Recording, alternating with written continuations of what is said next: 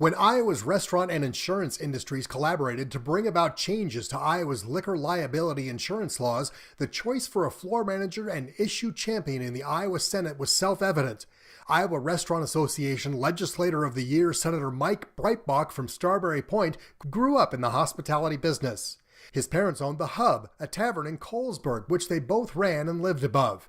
"We were a family operation," says Breitbach, who remembers Friday nights when the high school sports bus dropped the students off at the tavern so they could come in and use the phone and wait for their parents to pick them up. "It was a different time," said Breitbach, but he still believes locally owned restaurants and taverns are the hub of many Iowa small towns. In addition to having a heart for hospitality, Breitbach has been an insurance agent for more than 30 years, becoming a partner in Smith Insurance LLC in 1992. He was not only familiar with the definition of dram shop insurance, but is frustrated by the lack of options available to Iowa business owners as many hospitality business owners. "It seemed odd to me that Iowa would be so far outside the norm in terms of options and price," said Breitbach.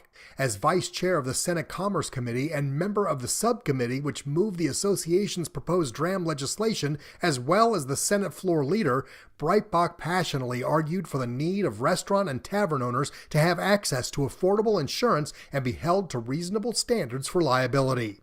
The final dram legislation hit all tenets of Breitbach's personal commitment to bring common sense back to the government by updating outdated regulations, reducing unnecessary costs to business owners, and increasing personal responsibility.